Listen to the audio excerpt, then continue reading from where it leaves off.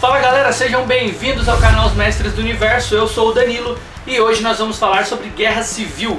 Qual lado escolher na Guerra Civil?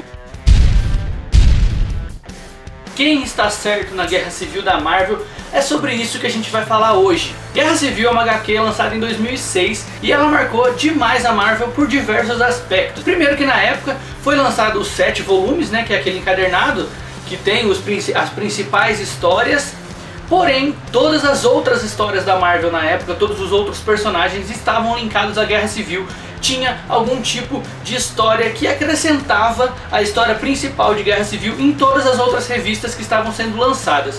Isso é um marco, isso é uma parada muito importante na história de uma editora e que dá toda a complexidade que Guerra Civil merece e por isso se tornou uma das mais aclamadas sagas da Marvel de todos os tempos. E também Guerra Civil marcou a história da Marvel por todo o contexto político que envolve essa HQ. A Marvel é conhecida por passar através das suas histórias as suas posições políticas, as suas opiniões políticas. Ela sempre fez isso através das histórias que eram lançadas nos quadrinhos e em Guerra Civil isso é muito claro. O mundo vinha de um pós 11 de setembro, então todo aquele medo do terrorismo, toda aquela instabilidade que se instaurava nos Estados Unidos, além do fato dos Estados Unidos estar em guerra contra o Iraque, muita coisa transformava o cenário político americano na época em uma parada muito instável, cheia de problemas, cheia de discussões, e Guerra Civil mostra um pouco disso, é um reflexo do cenário político dos Estados Unidos na época. Todos esses fatores transformam Guerra Civil numa HQ tão complexa, numa saga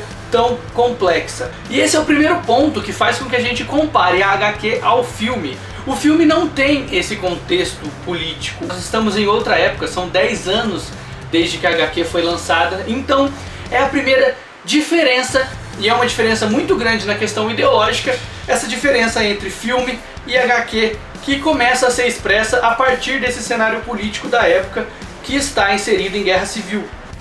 Outro ponto que eu queria ressaltar da grande diferença entre a HQ e o filme é a personalidade dos heróis. Quando a Marvel começou o seu universo no cinema, ela decidiu que esse universo seria um pouco diferente das HQs, um pouco não, muito diferente das HQs. Tanto que o Stark, o Homem de Ferro, ele é um dos personagens mais carismáticos do universo cinematográfico da Marvel. Foi o primeiro filme e ele é um personagem absolutamente carismático, aquele playboy que é legalzão, que todo mundo gosta. Esse é o Stark do cinema, mas esse não é o Stark dos quadrinhos.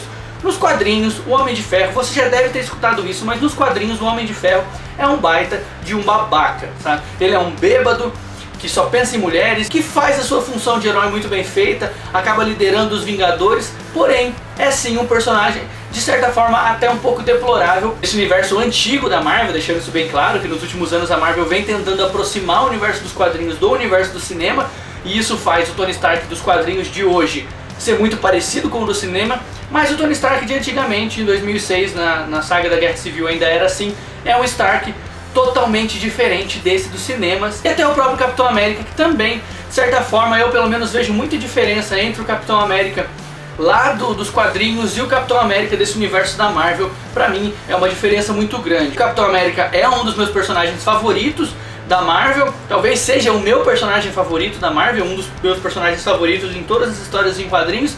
Então quando a gente começa a pensar em HQ e filme, a gente já começa a ver diversas diferenças que podem fazer com que essa decisão de qual time escolher seja para um lado ou seja para o outro. Essa decisão acaba ficando muito difícil antes de assistir o filme, porque realmente eu acredito que vai ser muito diferente a HQ do filme. Na história de Guerra Civil, a comunidade dos super-heróis já não estava lá muito bem com a população, O Hulk havia destruído Las Vegas, o Wolverine tinha feito muita merda também. A gota d'água acontece quando o grupo de heróis conhecido como os Novos Guerreiros, que tinha um reality show na televisão, eles decidem invadir um local que tinha alguns super vilões. Eles invadem esse lugar, um dos vilões é o Nitro, ele causa uma explosão levando metade de Stanford embora, e dentro do raio dessa explosão tinha uma escola, então diversas crianças morrem, diversas pessoas morrem nesse atentado, e esse se torna a gota d'água que faz com que o governo vote a lei de registro dos super-humanos, colocando ela em prática. A lei de registro dos super-humanos basicamente é uma lei onde todos os super-heróis deveriam se cadastrar no governo através da SHIELD, passando para o governo identidade secreta, endereço, telefone.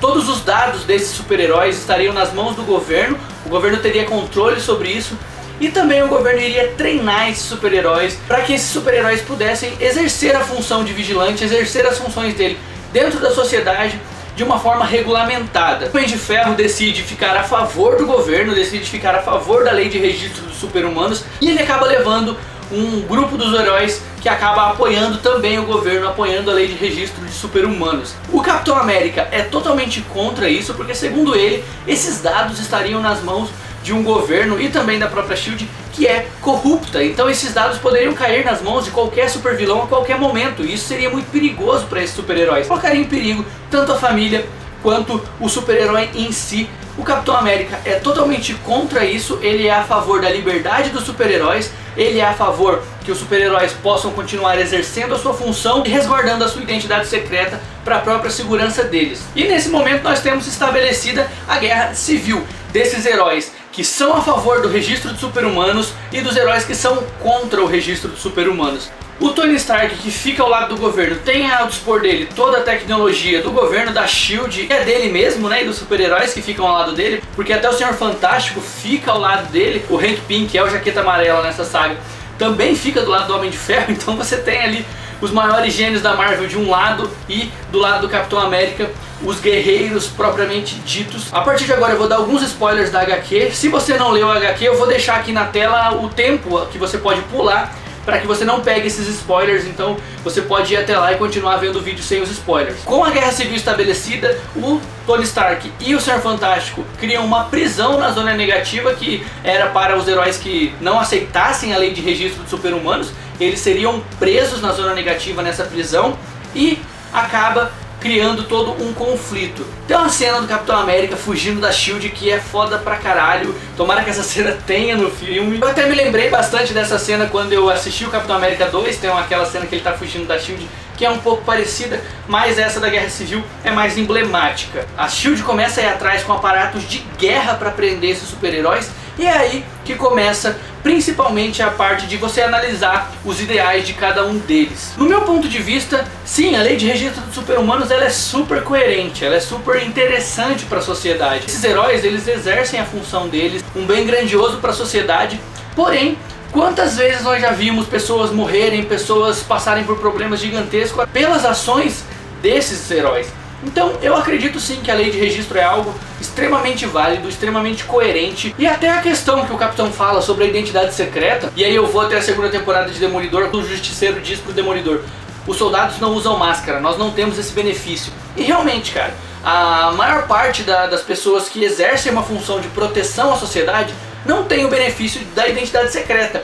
Qualquer um pode saber quem eles são, os dados deles estão lá cadastrados no governo. E por que os super-heróis, que têm até muito mais poder de defesa do que esses, têm o direito de ter essa identidade secreta? Então eu acho que sim, é uma questão muito válida. Eu apoio a lei de registro de super-humanos, eu acho que ela é coerente e ela é válida.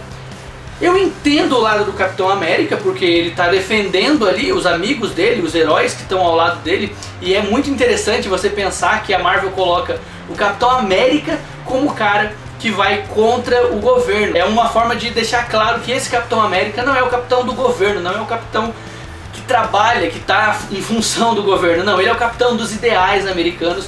E isso é muito legal, é nessa história que a gente percebe realmente isso. Você tem então essa questão da lei de super-humanos ser coerente, do Capitão América ter a sua razão, porém nós chegamos na questão de como isso é implementado. O que me faz escolher o lado do Capitão América, além de ser muito fã do Capitão América, é a forma como o Tony Stark impõe as coisas aos heróis.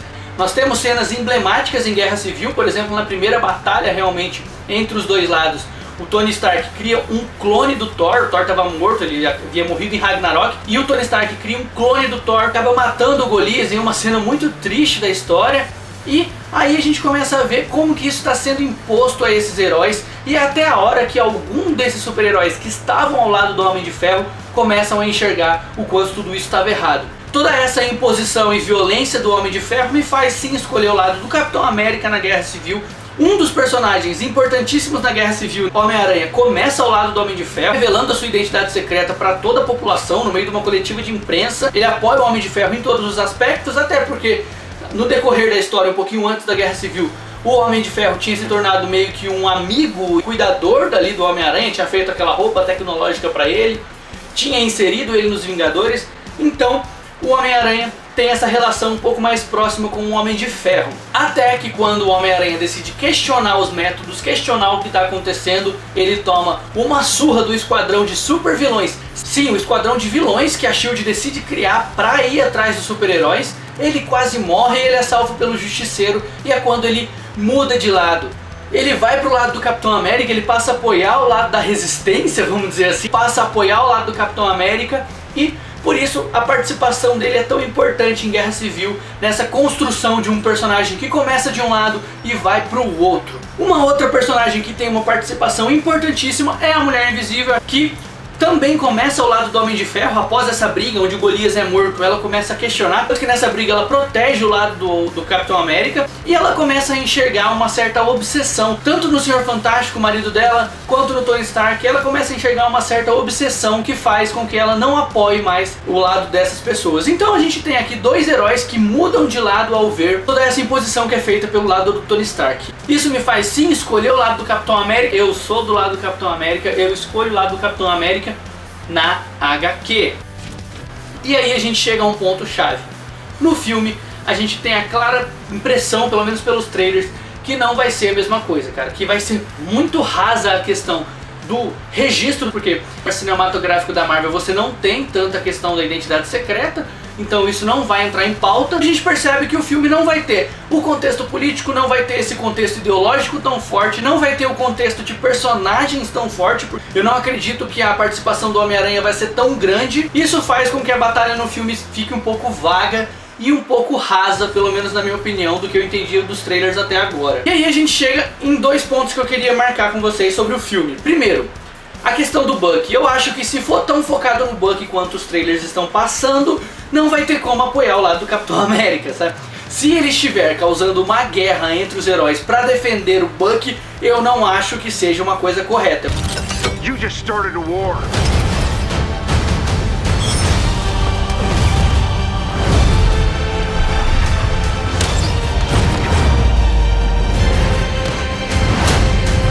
Teria outras formas de fazer isso do que uma guerra entre os super-heróis. E eu acho que se for a questão do Bucky, nem tem muita coerência nessa batalha acontecer. Eu espero que o desenvolvimento ideológico seja maior do que somente o Bucky.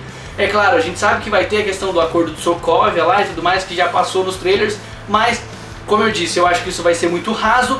Eu espero que a Marvel desenvolva de uma forma incrível essa batalha ideológica para que tenha sentido nessa luta. O segundo ponto, será que a Marvel vai ter a coragem de transformar o seu principal herói no universo cinematográfico, o principal cara que trouxe a Marvel de volta, que é o Tony Stark, que é o Homem de Ferro, o principal herói desse universo novo, será que ela vai ter a coragem de transformar esse cara em um vilão?